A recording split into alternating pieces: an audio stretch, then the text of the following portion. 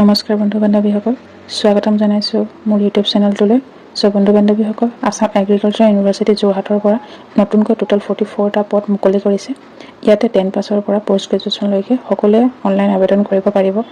এই আবেদনসমূহ 12 তাৰিখ মানে আজিৰ পৰা আপোনালোকে আবেদন কৰিব পাৰিব আৰু ইয়াৰ লাষ্ট ডেট হৈছে 11 ফেব্ৰুৱাৰী 2023। ষ্টাৰ্টিং চেলাৰী হ'ব 18,000 পৰা ষ্টাৰ্ট হ'ব। ইয়াতে কিছুমান পদৰ কাৰণে কম্পিউটাৰ ডিপ্ল'মা বিচৰা হৈছে আৰু কিছুমানৰ কাৰণে ITI কৰা বিচাৰিছে। নতুবা আপোনালোকে যদি অকল 10 পাছ কৰিছে তেতিয়া আপোনালোকে এপ্লাই কৰিব পাৰিব। গোটেই ডিটেইলছ জানিবৰ বাবে প্লিজ ভিডিঅ'টো স্কিপ নকৰি ভালদৰে চাব। আসাম এগ্ৰিকালচাৰ ইউনিভাৰ্চিটিৰ পৰা ওলোৱা এডভাৰটাইজমেণ্টখনৰ প্ৰথমটো পদ হৈছে চিনিয়ৰ চাইণ্টিষ্ট কাম head under KVKS of Assam agriculture university. ইয়াতে টোটেল 5টা পদ মুকলি হৈছে। ইয়াতে ৰিজাৰ্ভেশ্যন ৰখা হৈছে OBC এণ্ড MOBCৰ কাৰণে 2টা, STৰ কাৰণে 1টা, SCৰ কাৰণে 1টা, PWDৰ কাৰণে 1টা আৰু ইয়াত ইনিটিয়েল পে হ'ব 1,31,400 পৰা।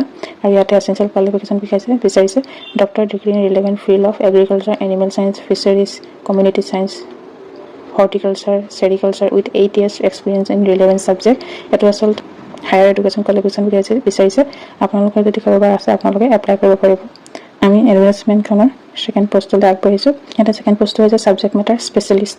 ইয়াতে টোটেল 15টা পদৰ খালী হৈছে। ইয়াতে ডিফাৰেণ্ট ডিচিপ্লিন দিয়া হৈছে, যেনেকৈ এগ্ৰনমি 2টা, ছইল চায়েন্সৰ 2টা, প্লেণ্ট প্ৰটেকশ্যনৰ 2টা, এগ্ৰি এক্সটেনশ্যনৰ 1টা, এনিমেল চায়েন্সৰ 4টা, কমিউনিটি চায়েন্সৰ 1টা আৰু ফিচাৰী চায়েন্সৰ 3টা। আৰু ইয়াতে ইনিটিয়েল পে কৰিব 56,100 rupees। আৰু ইয়াতে ৰিজাৰ্ভেশ্যন ৰখা হৈছে আনৰিজাৰ্ভৰ কাৰণে 3টা, ST এইচৰ কাৰণে 3টা, STP কাৰণে 4টা, SCৰ কাৰণে 3টা আৰু PWDৰ কাৰণে 2টা। আৰু ইয়াতে এছেঞ্চিয়েল কোৱালিফিকেশ্যন বিচৰা হৈছে master degree in agriculture, animal science, community science, fisheries science from recognize university.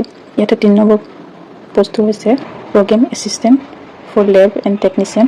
ইয়াতে 2টা পোষ্ট খালী হৈছে। ইনিটিয়েল পে কৰিব 35,400 rupees। ৰিজাৰ্ভেশ্যন ৰখা হৈছে OBC এণ্ড MOBCৰ কাৰণে 1টা, PWDৰ কাৰণে 1টা। ইয়াতে এছেঞ্চিয়েল কোৱালিফিকেশ্যন বিচৰা হৈছে bachelor degree in agriculture, animal science, community science, fisheries science, horticulture, sericulture from recognize university. ইয়াতে 4 নম্বৰ পোষ্টটো হৈছে প্ৰগ্ৰেম এছিষ্টেণ্ট ফৰ কম্পিউটাৰ।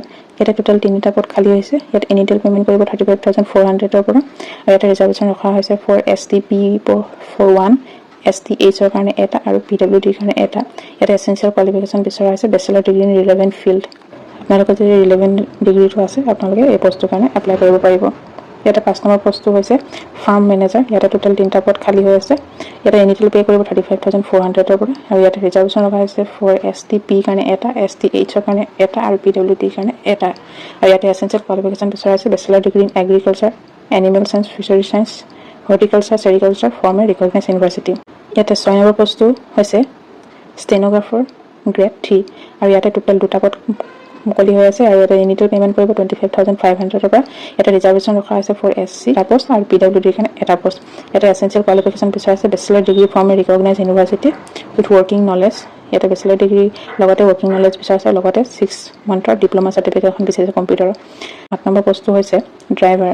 তো ড্ৰাইভাৰৰ কাৰণে 2টা পষ্ট খালী হৈছে। ইয়াতে ইনিটিয়েল পে'মেণ্ট কৰিব 21,700 পৰা। ইয়াতে ৰিজাৰ্ভেশ্যন ৰখা হৈছে URৰ কাৰণে 1টা আৰু STPৰ কাৰণে 1টা। ইয়াতে এছেঞ্চিয়েল কোৱালিফিকেশ্যন বিচাৰিছে 10 পাছ বিচাৰিছে আৰু লগতে আপোনালোকৰ ড্ৰাইভিং লাইচেঞ্চ বিচাৰিছে ফৰ ট্ৰেক্টৰ, পাৱাৰ টিলাৰৰ ড্ৰাইভিং লাইচেঞ্চ এখন বিচাৰিছে আৰু লগতে 2 yearsৰ এক্সপিৰিয়েঞ্চ বিচাৰিছে।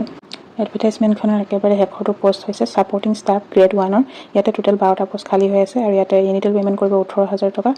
আৰু ইয়াতে ৰিজাৰ্ভেশ্যন ৰখা হৈছে ফৰ আনৰিজাৰ্ভৰ কাৰণে 4টা, SCৰ কাৰণে 2টা, STPৰ কাৰণে 1টা, STHৰ কাৰণে 2টা, OBC আৰু MOBCৰ কাৰণে 1টা, PWDৰ কাৰণে 2টা। আৰু ইয়াতে আপোনালোকে 10 পাছ কৰিলেও হ'ব, নহ'লে আপোনালোকে যদি ITI পাছ কৰিছে তেতিয়াও আপোনালোকে এপ্লাই কৰিব পাৰিব। চ' ইয়াতে জেনেৰেল ইনষ্ট্ৰাকশ্যন কিছুমান দিয়া হৈছে। ইয়াতে যিটো ফাৰ্ষ্ট পষ্ট ছিনিয়ৰ চাইণ্টিষ্ট কাম হেডৰ কাৰণে এজ লিমিট দিছে 18 পৰা 47 বছৰ। আৰু বাকীকেইটা যেনেকৈ subject matter specialist, program assistant, farm manager এইবোৰৰ কাৰণে বয়সৰ সীমা দিছে 18 বছৰৰ পৰা 38 বছৰ। আৰু stenographer and driver and supporting ষ্টাফৰ কাৰণে দিছে 18 বছৰৰ পৰা 40 বছৰ বয়সৰ। আৰু আপোনালোকে কেটেগৰী ৱাইজ ৰিলেক্সেশ্যনটো পাব।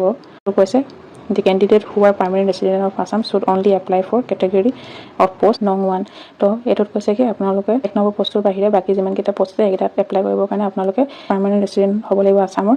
তেতিয়াহে আপোনালোকে এপ্লাই কৰিব পাৰিব। আৰু যদি নম্বৰ 1টো এপ্লাই কৰে সেইটো কাৰণে আপোনালোকে বাহিৰৰ হ'লেও কোনো প্ৰব্লেম নাই। আপোনালোকে যিখন অনলাইন আবেদন কৰিব সেইটো ইয়াতে যিটো ৱেবছাইট দি থৈ দিছোঁ মই অনলাইন AU.ac.in KBK ৰিক্ৰুটমেণ্ট এইটো ৱেবছাইটত আপোনালোকে গৈ পিনে আপোনালোকে এপ্লিকেশ্যন ফৰ্মখন ফিল আপ কৰিব পাৰিব আৰু এইটো ষ্টাৰ্ট হৈছে আৰু ইয়াৰ লাষ্ট ডেট হ'ব 11 ফেব্ৰুৱাৰী 2023 কাৰণে আৰু এটা এপ্লিকেশ্যন ফিজ ৰখা আছে জেনেৰেল কেণ্ডিডেটৰ কাৰণে ৰখা আছে 500 আৰু বাকীখিনি যি SC ST আছে তেওঁলোকৰ কাৰণে 250 ৰুপিজকৈ ৰখা হৈছে সো বন্ধু বান্ধৱীসকল আপোনালোকে ভিডিঅ'টো ডেছক্ৰিপশ্যন বক্সত অনলাইন আবেদনৰ লিংক পাই যাব তাতে গৈ আপোনালোকে এপ্লাই কৰিব পাৰিব আৰু যদি ভিডিঅ'টো ভাল লাগিল ভিডিঅ'টো লাইক কমেণ্ট এণ্ড ছাবস্ক্ৰাইব কৰিব নাপাহৰিব ধন্যবাদ